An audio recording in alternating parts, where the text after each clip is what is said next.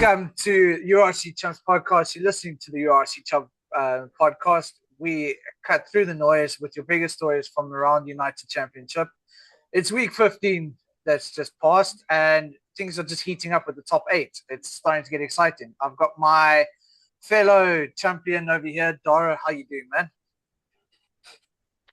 I'm doing all right. I had a day out on Sunday, went to watch the Limerick Hurlers play Tipperary, so I'm doing all right. How are you, Herbs?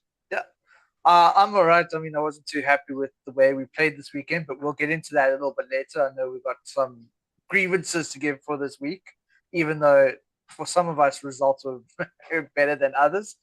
But yes, um, Jacques unfortunately is not here with us. He's busy with a rugby in Darragh, which is kind of like a rugby convention for you that aren't from South Africa. Uh, One of our listeners, Andrew, congratulations on the birth of your son, your first child. Welcome to real life now, bud. But yes, Dora, let's just rip the band-aid off and kind of just start with what actually happened this past week and everything like that. As we look at the results for this past weekend that has happened. As you can see here, Sharks starting off this weekend with, I will honestly say, probably a horrible performance from them.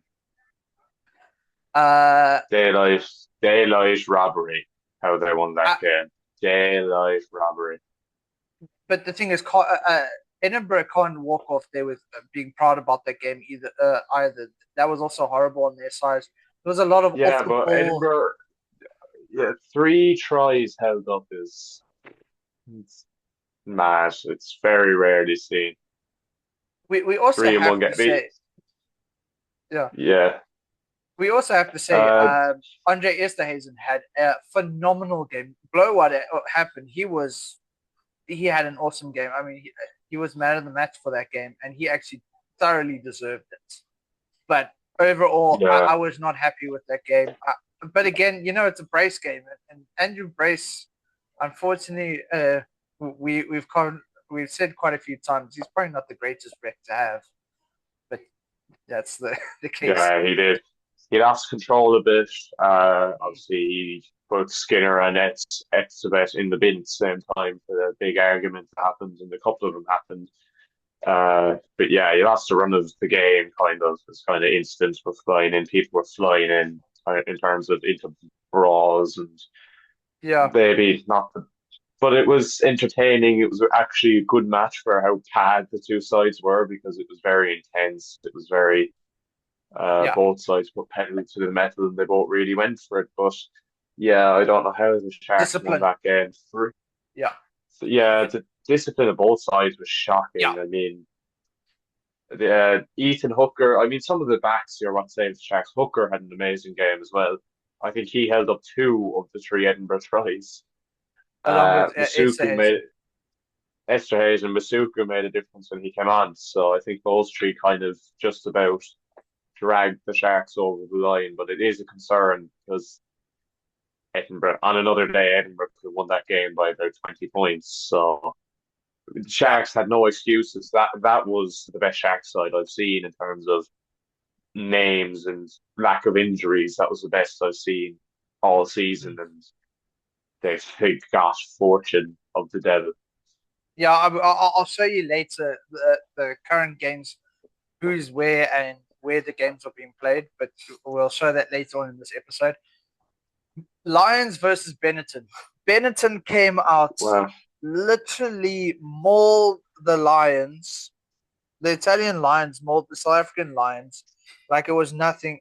And the Lions started coming back, but of course, again, it was a little too late in the second half to try and have a comeback. Yeah. What That what a first half performance from Benetton. They Yes, were unbelievable.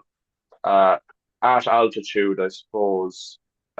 If you don't have the bench for it at altitude, you can take the Benetton approach and just absolutely batter the Lions in the first half when the altitude hasn't played in yet. In the second half, by the time the altitude kicked in and Benetton looked knackered, by the time he kicked in, the game was over. So And it was what a also due to ill performance! discipline that helped the Lions get back into it because I think there was like three yellow cards in quick succession.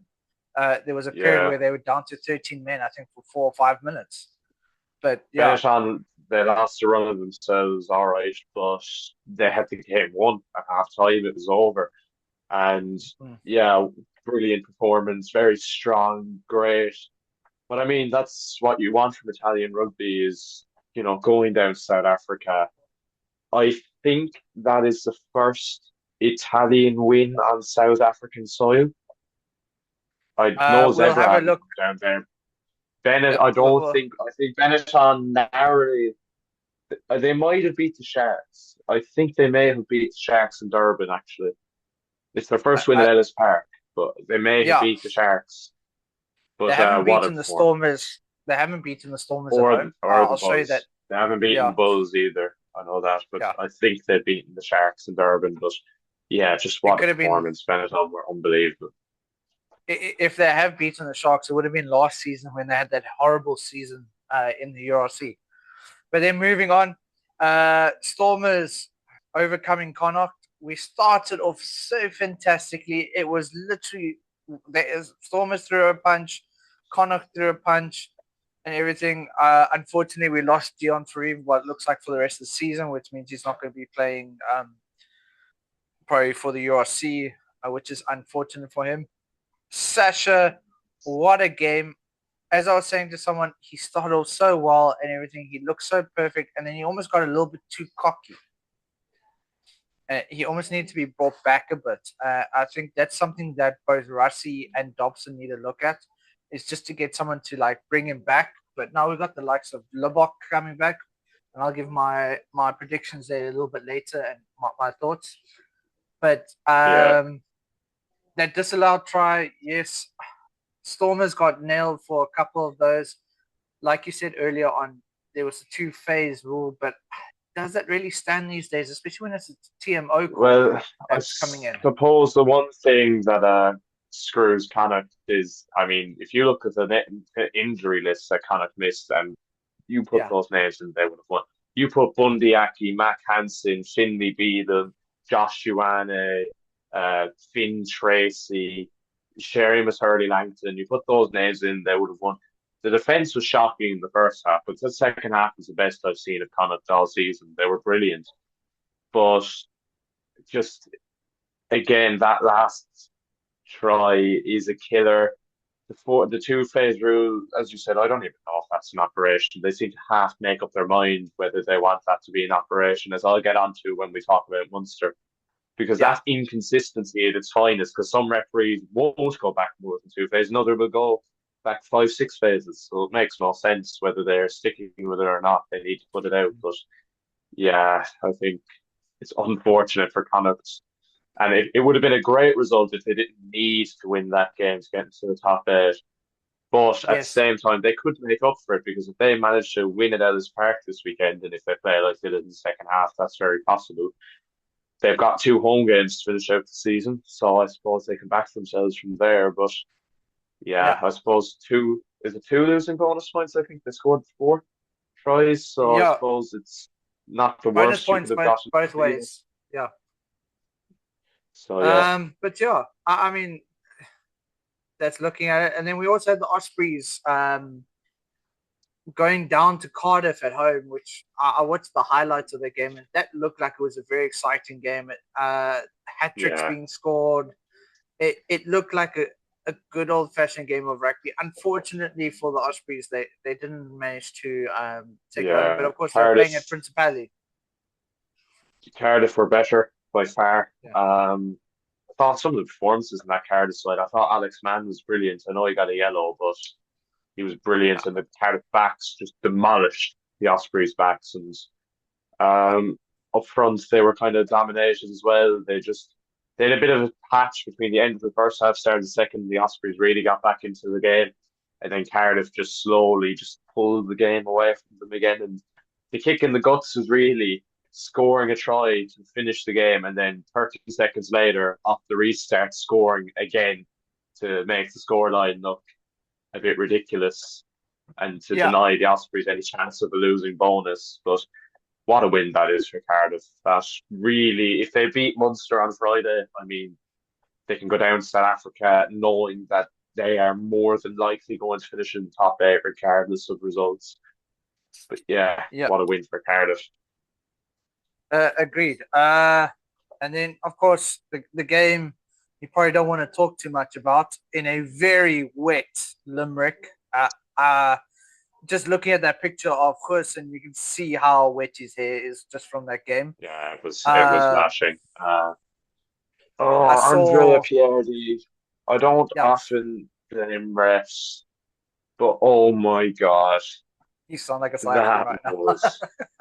I do, but I don't. I try to stay away from ref bashing. I try to look at where We Munster do, have done wrong, and Munster weren't great. I can give the Bulls on the balance of play. yeah, I can't deny the Bulls win because they were probably 1-2% better. To strip Munster down to 14 men for 15 minutes because you do not know the laws, neither did either of his assistants, neither did the fourth official, neither did the TMO because the TMO said nothing, so he mustn't have known the laws either. To have five people that don't know a rugby law on a rugby pitch while the Munster team manager, Niall O'Donovan, is screaming into the ear of the fourth official about the law. On top of that, you had the try for the Bulls shouldn't have counted because Hanekom tapped it off his thigh, which if you read the rules, that's not allowed. You have to tap it off the foot. And yeah. I This is went an to look '80s back rugby. and yeah, and Jack Crowley actually said it to Piardi as well. He's tapped it off his side. He went, no, no, no, I don't agree with that. I mean, I mean, that is but the shocking. thing is, you're saying that, and I mean, we also we don't like to bash refs here because they already get such a hard time. I think it was Nigel Owens that said there needs to be some sort of way for the refs to almost be disciplined, but of course that will probably help in a bit because then we won't go after the refs. I mean, unfortunately, like Wayne Barnes said, he's got death threats in his career as a ref. Oh Um, yeah, yeah. Obviously it's a bunch of muppets to do that, but you can criticize referees because that was the worst refereeing performance I've yeah, been to Thomond Park. Like if I was to take a wild guess how many times I've been to Thomond Park, I'd say I'm closing up on 150 now because I'm going every week since I'm three, so I'm probably closing up on 150 now. Don't remember a referee performance as bad as that one, and Bryce as I said, Lawrence. I don't remember. I never had to deal with him, but yeah, Super Rugby. I, no, I just couldn't believe, and I knew it Yeah, because I said it to my friend who was at the match with. I went and my girlfriend. I went, how is this fair? Because usually it only goes down. You're only losing man if it's your fault that there's uncontested scrums in terms of it's a red or a yellow card that's caused the uncontested scrum. I know But there is a not if rule it's about it. a head injury. Uh, Yeah, yeah, I think it's if it's a red or a yellow card, it's got you to lose a man no, because again, that's your fault for the uncontested scrums. But it's happened with South Africa a couple of times where the team hasn't been able to, and it's been uncontested. I think we had it in the end of year tournament or the end of year nations or whatever when we came up to you guys. There is a rule. We'll talk about this next week actually because Jock might be able to give us a little bit more insight on that from a ref's point of view. But I know there is a rule where the players have to lose because of something like that. It is for me. It's a very unfair rule. Um, that rule that when it comes but down, but yeah, that it's the it's case, not, but unfortunately. not due to head injuries. You don't lose Yeah, a man. And the other thing I'd like to clarify is because I got a lot of abuse for saying this to Bulls fans. Uh, Jaeger was knocked out, by the way, on the floor because I was at the grounds. I saw it. He was in front of me. I'm just up the stand, but he was down on a direct line for me. The guy was knocked out for a minute or two. Now, I've been knocked out twice when playing rugby matches in crowds with probably 30 people in them. And when you wake up and see all these people looking at you, you're going, what's going on? Never mind when there's 16,000 people or 15,000 people looking at you. You're tased. He cannot play on. Don't know what happened with Archer. I haven't read the Munster report on it, whatever happened with him, but I saw a lot of people say Jaeger was faking it. Again, the guy was knocked unconscious on the floor. They actually had to stop play because he was down on the floor and he eventually Yeah, this sat back isn't the up. French league. This isn't the French league where people get blamed for being Neymar on the field. Yeah, yeah. Oh, it's like Eric. Yeah. By the way, that was Yeah, awful, awful. yes, But yeah, essentially, people saying Jaeger faked it, cop on to yourselves because if we're going to go back to that era where it's all well and good getting back up, we're going to go back to World Rugby getting the sued out of business from people who yeah, have had injuries and dementia after finishing rugby. yeah. But then moving on, Dragons, of course, going down to Scarlets. They look like they put up a fight. It looks like they're trying to Yeah, turn they the did. table. They did. With about 15 minutes left, the Dragons were winning, but Scarlets have the Yeah, quality over them. So that just yeah. switched the game. Hopefully, this means next year Dragons come back a little bit stronger, but we'll have to wait and see with that. Hopefully, they've made a few signings anyway, a few decent signings. Yeah. So hopefully. But then Zebra going up against Glasgow, I saw the highlights. That game looked very boring in a sense, like not much happening. It Yeah, was literally Zebra. 6-0 halftime. Fair play to Zebra because that's a hell of a fight to put up. They didn't make it easy for Glasgow. Yeah, They made Glasgow work for it, but yeah, as you said, I didn't watch the game. Boring it looked and kind of sluggish, yeah. physical. Just Glasgow grinding it out as good teams do. And then Leinster, I watched part of this game. I didn't watch the full game. I was actually quite impressed with Ulster in this game. Ulster looked Well, like they were keeping up with Leinster for a period of time. And then the first it, half, yeah, yeah, I think it was 10-12 to Leinster at half time. And I was 19, like, oh, 19-10. They scored a penalty try just before halftime. no, I think that's what made it. Yeah, anyway, yeah, something along those lines. But then, like, yeah, Leinster just ran away with that game at the end, and Ulster only managed to come back with one try after that.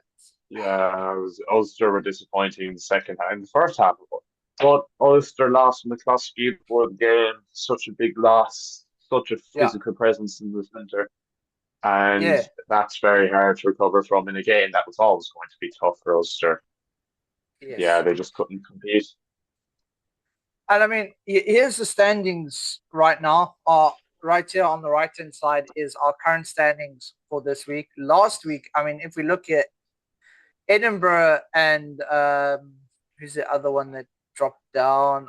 Ulster are the two that have dropped out of the top eight, allowing both Stormers and Cardiff to And sneak into Cardiff. the top eight. Well, It's not the if you look at that top eight, I mean, Ulster have a chance and Connacht yeah maybe, but I would not be at all surprised if that top eight stays as the top eight. yeah I think the top four is done. That's settled. That would be the top four. Never no, mind I the need top the top eight. three right They now. might, Yeah, yeah. The Sharks. I can't see the Sharks finishing any lower than fourth. Obviously, they might swap. I think Glasgow are playing the Bulls this weekend, so that will determine who'll finish second. yeah.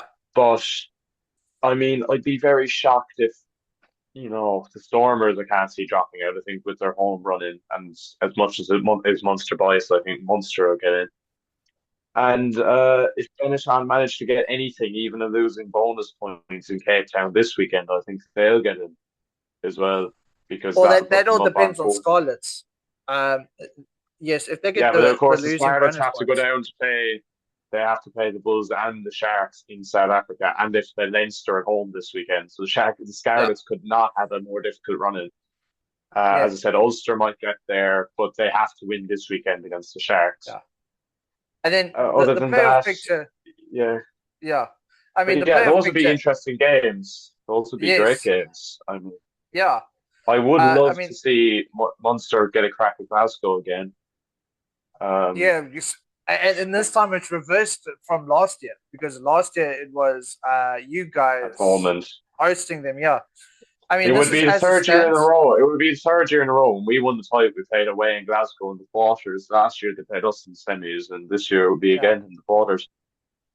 yeah. I mean this is as it stands.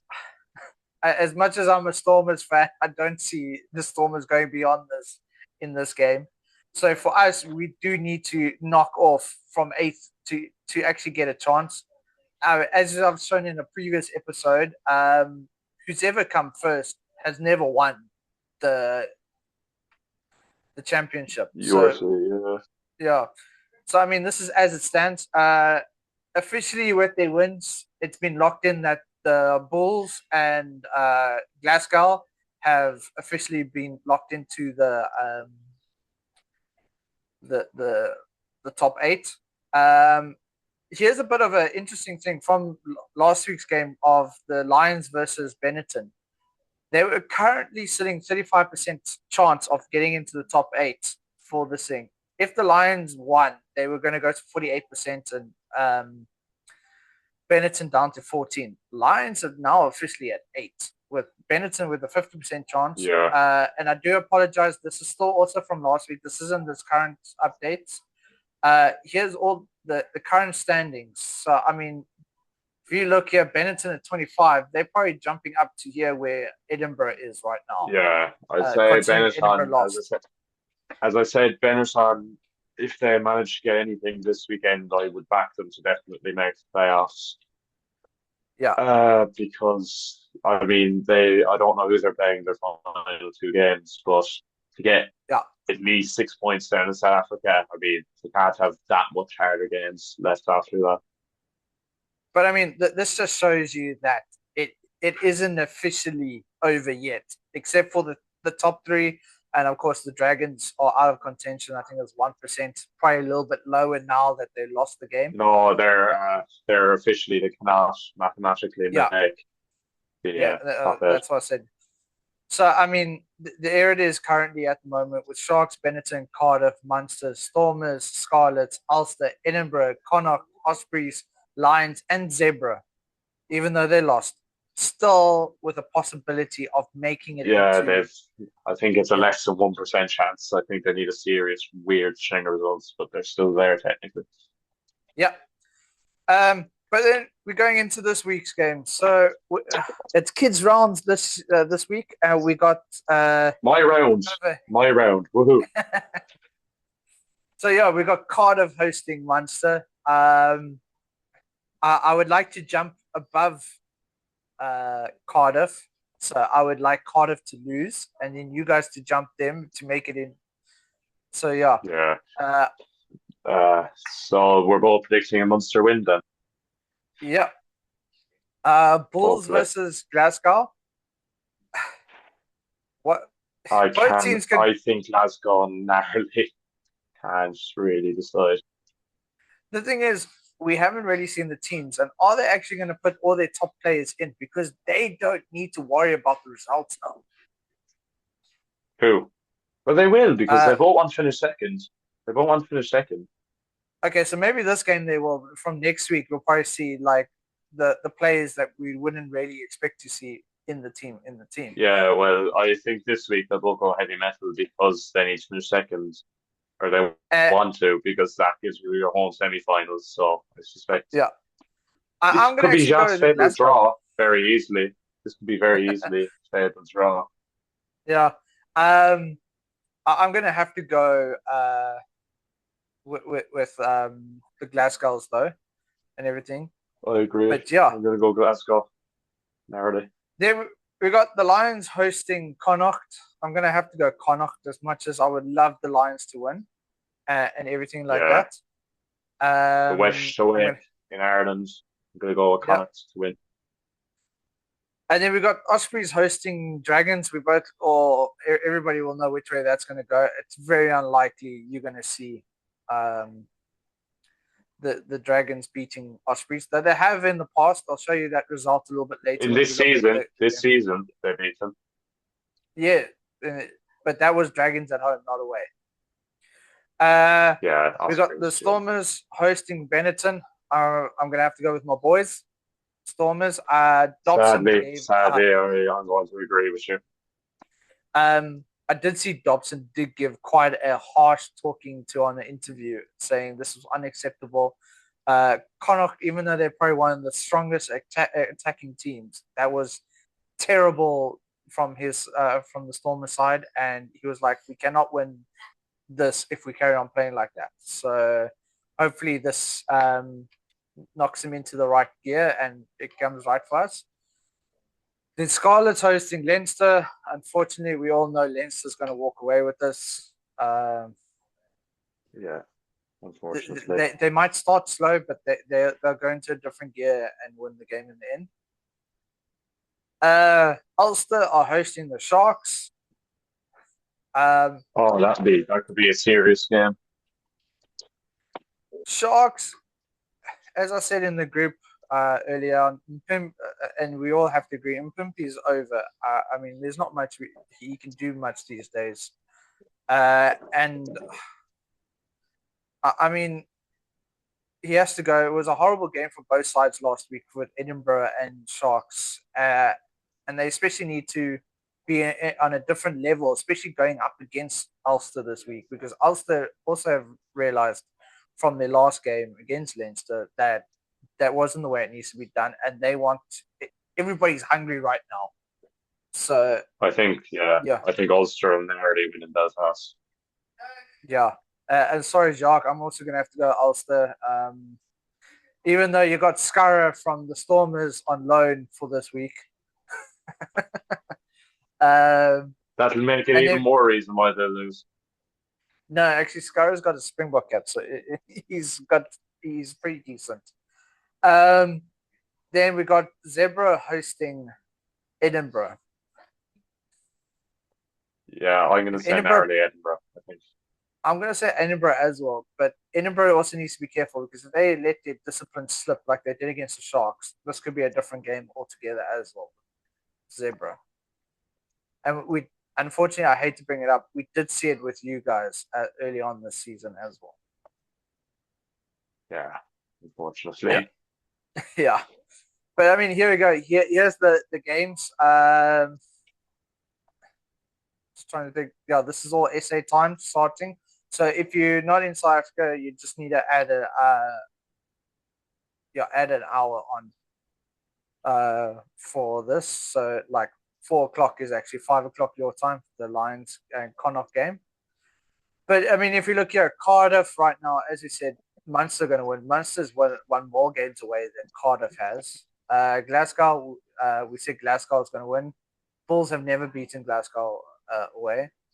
Lions have only beaten Connacht away, but Connacht has beaten Bulls at home, and the Bulls have Lions have never beaten Connacht at home. So yeah, they beat Connacht to Galway last year, which is very random. They didn't beat them in Johannesburg. Yeah, I was talking to someone earlier this week, and I was like, I'm actually quite disappointed with the Lions. I mean, we started off this year, and they started off on a fantastic note, and all of a sudden they just kind of have slipped and lost their way.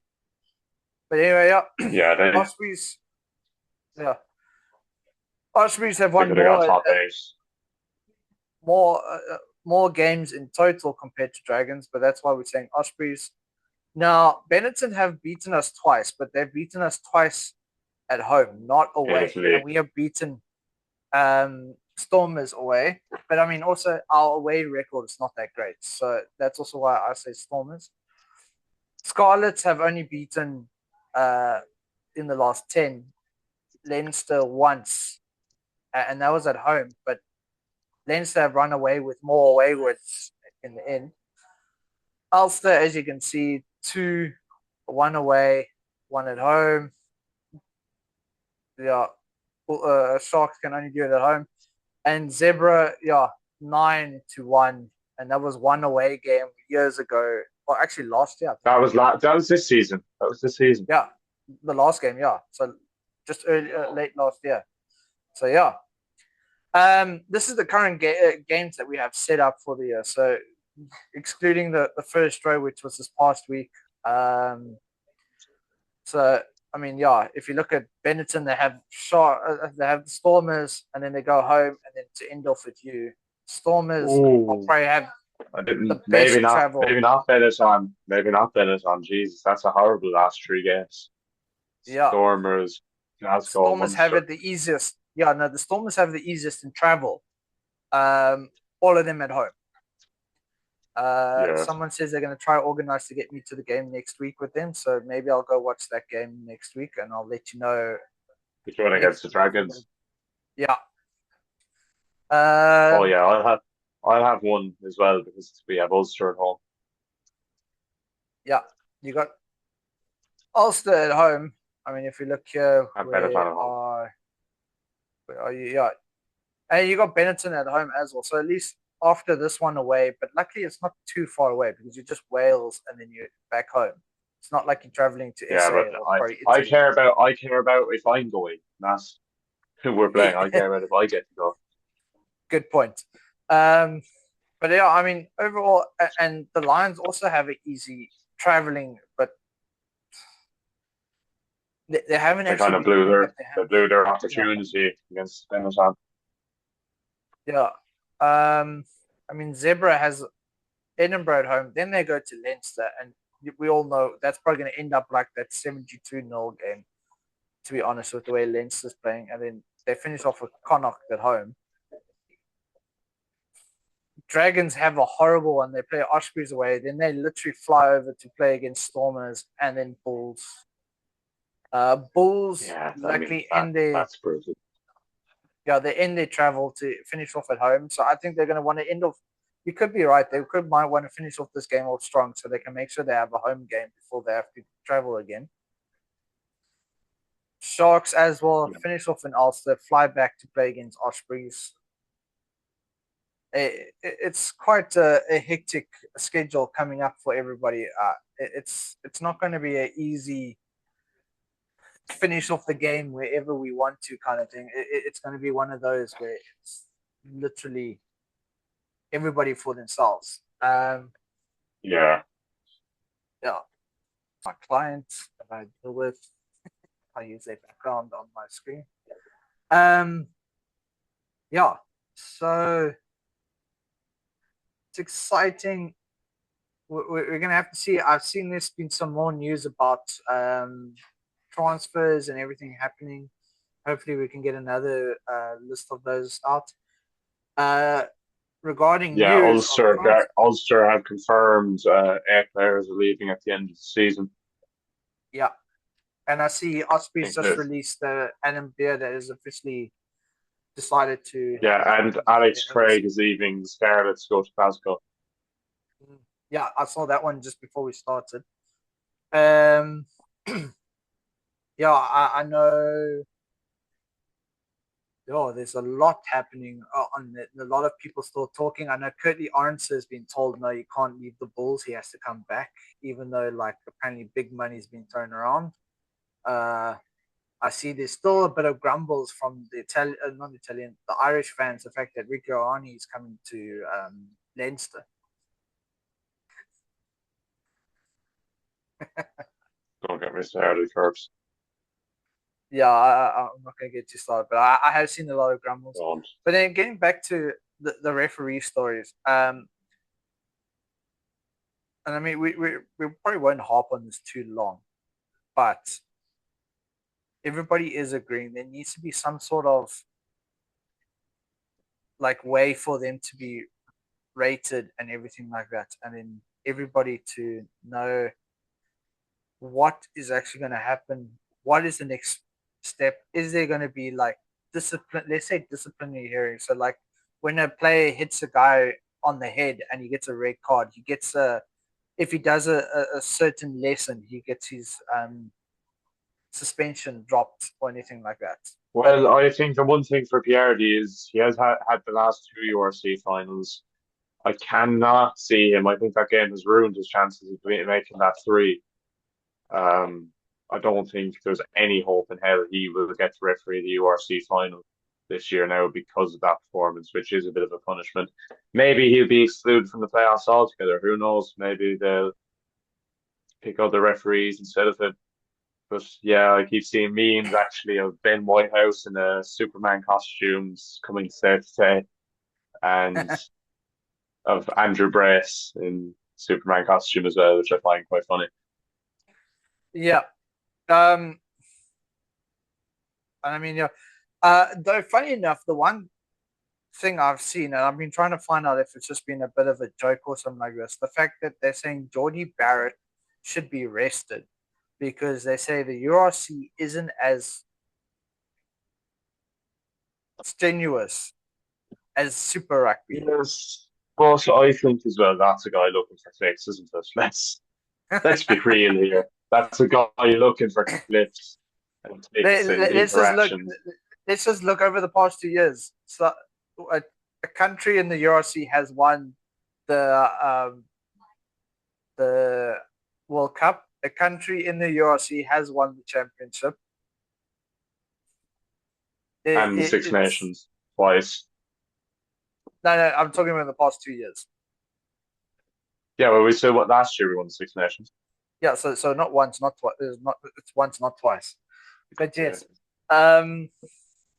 you can't tell me that the URC is what's well. I mean, you're already hearing the guys from New Zealand, the old boys, crying the fact that South Africa's not in there, and it doesn't bring the dominance and physical presence to the team, and they say that is what they are missing when they do their preparations. Yeah, but as I said, it's just some guy. He probably doesn't even believe it himself. He's looking for clicks. He's looking for interactions.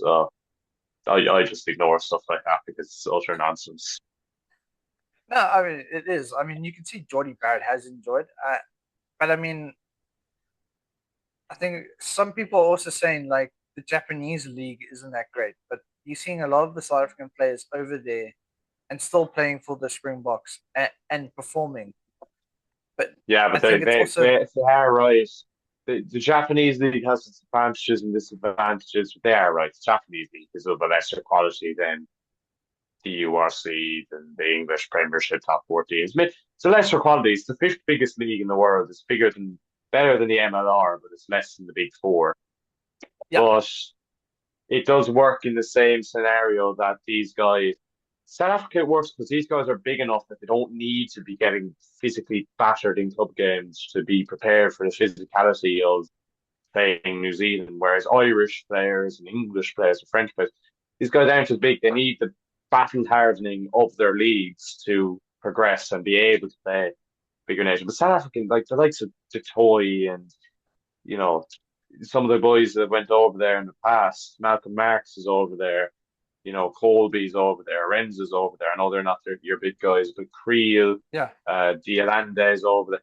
These guys are just big enough that they don't need to be battle hardened. They don't need to be slapped around in the club matches. Dutoy is big enough. Diolande and Creel are big enough. Malcolm Marx is big enough. When Snyman was over there, he's big enough. These lads are just big enough that they don't need a physical battering every week. They can just literally turn up for South Africa and be great because they're so big and they're huge athletes anyway, just naturally. No, I mean you are right. The thing is though, I do think we need to look at the timing of these things and maybe go into pool stages and everything, and then break off from there. So you have the cup and then you have the plate. But the reason why I say it is you still get to play against the big guys, but at the same time, it isn't as strenuous of constant rugby happening every single. Yeah, but as I said, a lot of these guys are coming up against Irish, English guys that are great athletes because they're in the gym probably 6 days a week and they're eating very healthy. I mean, Peter Septitoy was probably 6'7" when he was 14 years old. that guy, that guy was probably 150 kg at the age of 16. Like, I mean, that guy, he probably doesn't need to go to a gym. He probably does. I know he does, but that guy could probably have never. hit a dumbbell chest press in his life, and he'd still be huge. He'd still be an absolute monster. Like, and some of those He South goes and African picks boys up are just like that. wine. He goes and picks up wine casket barrels I mean, and that fills that them up while that guy he's. could be that guy could be a primary school teacher, and he'd still be ripping out through any shirt that he has on. Like, it doesn't matter what he does in the gym. He's just huge anyway. And Snyman is the same, and some of these boys are the same. They're just naturally huge, man. Exhibit's the But same. Obviously, these guys are freaks of nature. I was sure in the gym they could lift 25 of me on their chest if they felt like it, but they probably don't need to even. I mean, like it's a bit. His uncle and father were fighters and everything like. So I mean, he was training from a young age. I knew people that played with his uncle and stuff. They used to say back in those days, if someone just looked at you wrong on the rugby field and there was a fight, there was a thing that if they knew you and walking down the road, they left you. But if someone pushed you that they didn't know, that guy was done for. Of course, Itzebet's father changed a bit and kind of brought Itzebet to like don't do that as much, but the physical Yeah, training was there. One of my favorite stories is of I mean, Oscar Runt, age 15, playing first team rugby, getting home after being at boarding school the whole week, uh, playing rugby on a Saturday. His dad picking him up, dropping off at the entrance of the farm, him running. I think he said like 5Ks to the farmhouse, eating, and then loading potatoes into the back of a yeah. truck. But I mean, And there's that some was his guys that are training. like that even up here. I mean, Tyke Furlong, like there's videos of Tyke Furlong when he was 11 years old playing Gaelic football. And he was huge. He's about three times the size of the guys beside him. And John Hayes, who was a prop for Ireland and Munster, Bull Hayes. If you look at that guy now, that guy hasn't lost an ounce of muscle. He only played rugby when he was 16. Why? Because he's a farm worker. This guy's lifting big, heavy crates of dairy and stuff every day. It's the exact same. It's the same, but so obviously, like Andrew Porter, who I have an enormous respect for Andrew Porter because he seems like a great guy. That guy, you can see him. He's doing squats in the gym, huge squats. He's doing like 350, 400 kg spots.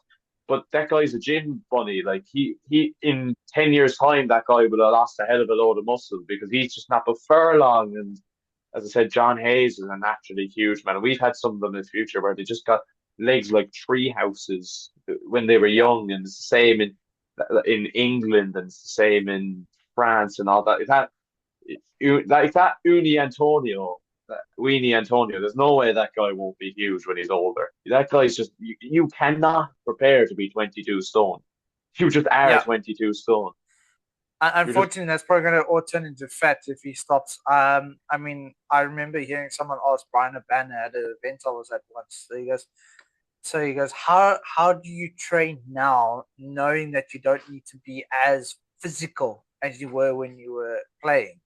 He said, and he was like, you literally have to carry on from what you're doing and slowly work down to a different routine.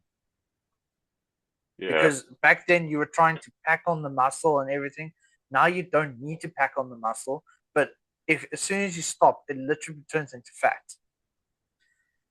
Uh, But maybe not. and Maybe not in the case of someone like Havana, who and some of the wingers and these guys who are kind of no, but skinnier. But like, if you're he even said he's had to change his routine and step it down a bit so he can be a little bit he's a little bit more leaner than he was when he was playing, but he's like he can't stop. yeah, yeah, but he's one of these guys. You could tell Havana, like by looking at him, you could tell he's one of these guys that's still, Yeah, he'd still be fairly quickly now if he ran nowadays. Like he wouldn't take.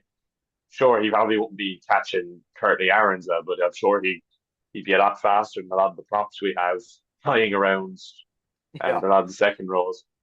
But yeah. yeah, some people stop the training, but as I said, South Africa and most of them. But I mean, some countries have had fellas who are naturally built to play rugby, 'cause they're so big. Yeah. But yes, we have fantastic rugby coming up this week. We got a lot happening.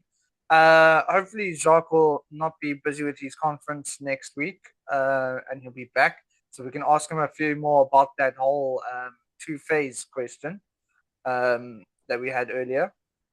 But yes, I just want to say to my fellow champion, Darragh, thank you very much for being with me today.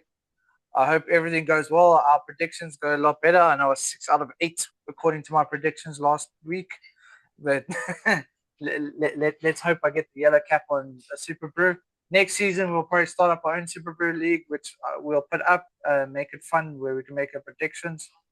But anyway, Darragh, I just want to say thank you very much. Fellow champions, remember to like, share, and subscribe. Have a good one. Goodbye.